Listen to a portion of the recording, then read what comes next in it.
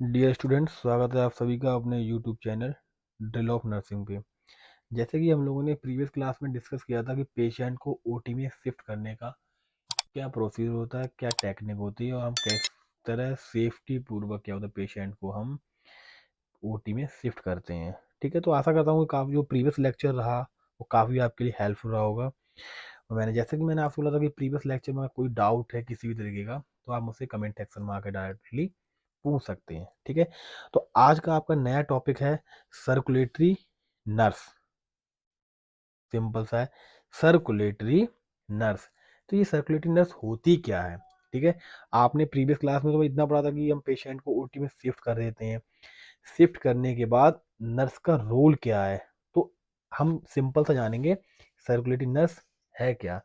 तो इसमें है कि सर्कुलेटरी नर्स क्या होती है, they are responsible for managing and surgical environment and ensure patient safety and support the surgical team. मतलब क्या है कि इसकी रिस्पॉन्सिबिलिटी क्या होती है। ठीक है, सर्कुलेटरी नर्स की रिस्पॉन्सिबिलिटी क्या है कि जो हमारा पेशेंट ओटी में है उसका एनवायरनमेंट कैसे मेंटेन करना है, एंड देन क्या है उसका जो पेशेंट की सेफ्टी हमें कैसे करनी है, उसका सपोर्ट कैसे करना है और सर्जिकल टीम मेंबर को हमें सपोर्ट कैसे करना है। ठीक है, तो पहला पॉइंट है पेशेंट आपका सर्कुलेटरी नर्स में रिस्पॉन्सिबिलिटी। पेशेंट सर्कुलेटरी नर्स की क्या जिम्मेदारी है। तो फर्स्ट पॉइंट इसमें आपका आता है pre operative preparation. Pre operative preparation last class में आपको मैंने डिस्कस किया था, फिर एक बार फिर से बता रहा हूँ कि प्री ऑपरेटिव प्रिपरेशन में क्या होता है, prepare environment, equipment and supply for surgery. मतलब क्या है, पेशेंट हम ओटी में शिफ्ट कर रहे हैं उससे पहले हमें क्या करना है, ओटी का सेटअप देखना है, ओटी के सारे इक्विपमेंट चेक करने हैं, ओटी टेबल चेक करनी है और ओटी लाइट चेक करनी है, कॉटरी चेक करनी है, सक्शन चेक करना है कि कोई भी ऐसा कॉम्प्लिकेशन ना रहे जिसकी वजह से हमारी सर्जरी में कोई ना कोई बाधा उत्पन्न हो। ठीक है, नेक्स्ट आपका है पेशेंट सेफ्टी। पेशेंट सेफ्टी मतलब क्या है, verify patient and identification data, ensure proper, आपके पास एक प्रॉपर डाटा है उसका। ठीक है, कि आपका उसको किस तरह मैनेज करना है। पेशेंट कोई कंडीशन है, जैसे हाइपोथर्मिया है, लाइक कोई कंडीशन है, पेशेंट को कोई कॉम्प्लिकेशन है, तो इसके बारे में हमें पता होना चाहिए जिससे क्या है हम पेशेंट को प्रॉपर तरीके से उसकी सर्जरी परफॉर्म कर सकें और उसे सेफ्टली तरीके से हम क्या करें, किसी केयर प्रोवाइड कर सकें। नेक्स्ट आपका है surgical team support. Surgical team support क्या है, सर्जिकल टीम में आपका आता है कि हमें टीम को सपोर्ट कैसे करना है। ठीक है, मतलब क्या है कि सर्जिकल टीम सपोर्ट में आपका होता है कि पेश डॉक्टर जब वॉश होके आता है तो हमें ग्लविंग है, गाउनिंग है और उसके द्वारा दिए हुए इंस्ट्रक्शन है कि वो क्या बोल रहा है, उसे क्या चाहिए। जैसे आप देखते हो पेशेंट डॉक्टर जब वॉश होके आता है तो रेडी होता है तो उसे कहीं कॉटरी है या सक्शन एपरेटस है, ये सारी चीज़ें जो वो आपको बताता है तो उसके किस तरह से फॉलो करना है। देन नेक्स्ट आपका है मेंटेनिंग एसेप्टिक। एसेप्टिक में क्या है आपका, इसमें आपको श्योर करना है कि जो प्रोसीजर आप परफॉर्म करने जा रहे हैं, जो आप प्रोसीजर पेशेंट का करने जा रहे हैं उसमें आपको प्रॉपर उसकी एसेप्टिक टेक्निक होनी चाहिए। एसेप्टिक टेक्निक क्या है, हाइजीन तरीके से प्रोसीजर को परफॉर्म करना चाहिए। नेक्स्ट नेक्स्ट आपका है इक्विपमेंट मैनेजमेंट। इक्विपमेंट मैनेजमेंट क्या है, आपका सक्शन एपरेटस है, आपका कॉर्डरी है, आपका बॉल सक्शन है, ये कोई इलेक्ट्रोड है, ये सारे आपको मैनेज करना है, सारे आपको चेक करना है पेशेंट के साथ, जिससे क्या है आपका एक्चुअल फाइंडिंग मिल सके आपको, जो पेशेंट की फाइंडिंग आ रही है, जो उसके टाइम जो एट ए टाइम उसकी कंडीशन है। Communication, it is a very important part. क्या है इसका मेन पर्पस क्या होता है, communication between the surgical team, anaesthesia provider and other health team member या health professional.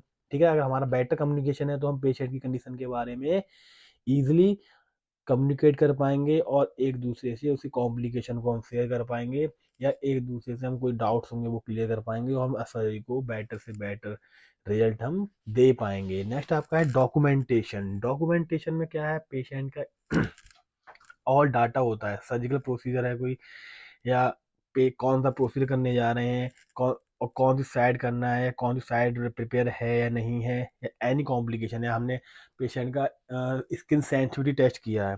Skin sensitivity test क्या होता है कि कोई हम पेशेंट को मेडिसिन देते हैं, उससे पहले हम चेक करने के लिए स्किन सेंसिटिविटी टेस्ट करते हैं।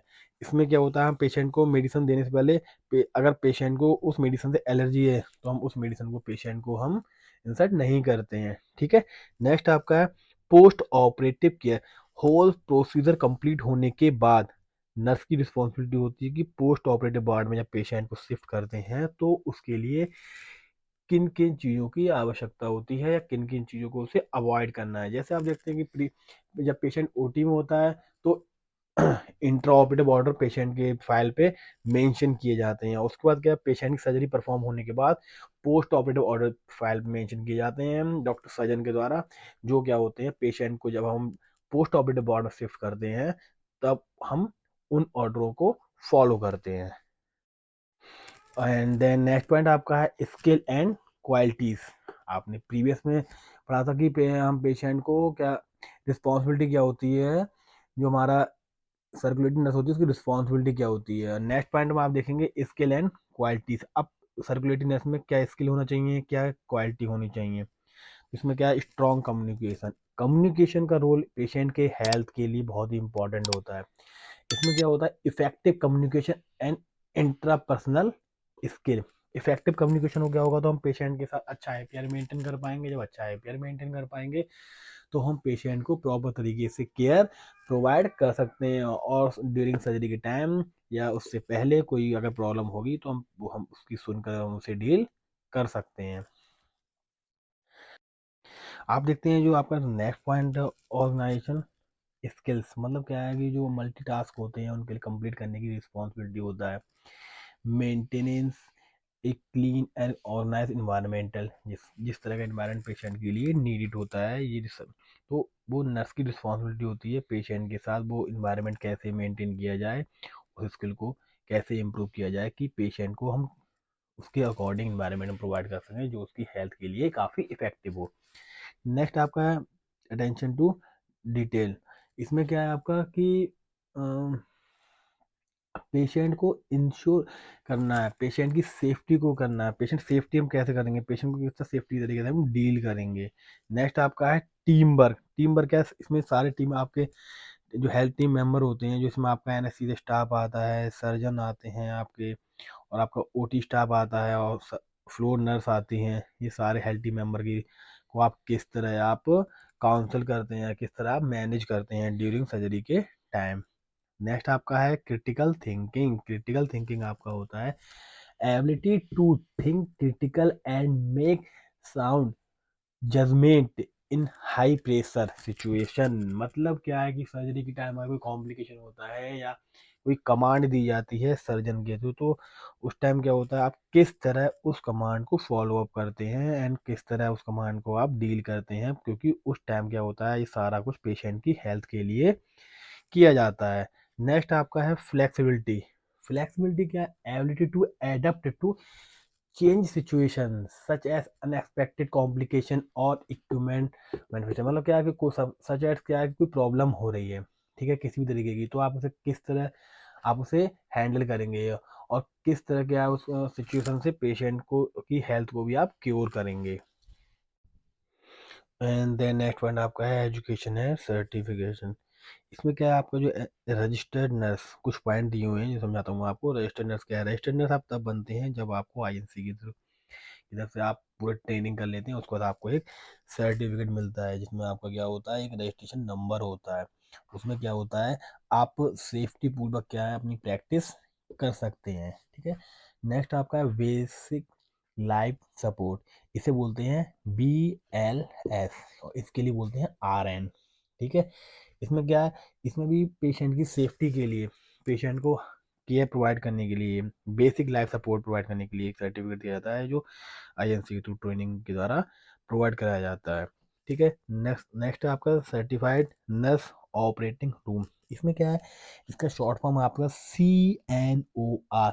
इसमें क्या, optional certified for pre operative nursing, इसमें क्या होता है, प्री ऑपरेटिव नर्सिंग क्या होता है, पेशेंट को ऑन ऑपरेटिंग रूम में क्या करना है, उसे किस तरह हैंडल करना है, किस तरह उसे केयर प्रोवाइड करनी है, किस तरह हमें उसे मेडिसिन देना है, क्या पोजीशन प्रोवाइड करनी है कि पेशेंट के हेल्थ के लिए वो इफेक्टिव रिजल्ट दे। ठीक है, नेक्स्ट आपका है चैलेंजिंग एंड अपॉर्चुनिटीज। इसमें क्या है, maintaining patient safety. Maintaining patient safety इसमें है आपका ensuring patient safety in a fast pace dynamic environment. ठीक है, देन आपका है staying current with technology.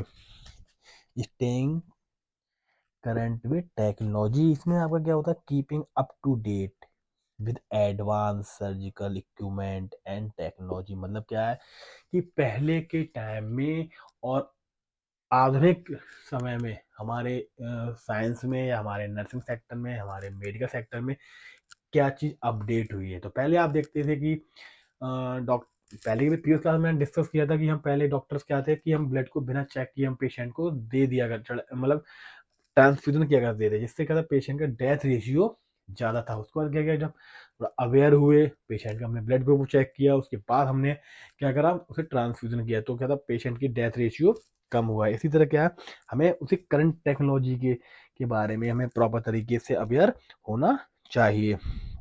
Then आपका है कोलरेटिंग विद द सर्जिकल टीम। हमें सर्जिकल टीम के साथ क्या करना है, कोलरेट करना है, मतलब क्या क्या योगदान देना है। इसमें क्या, building effective relationship with surgeon, anaesthesia team and other health care professional.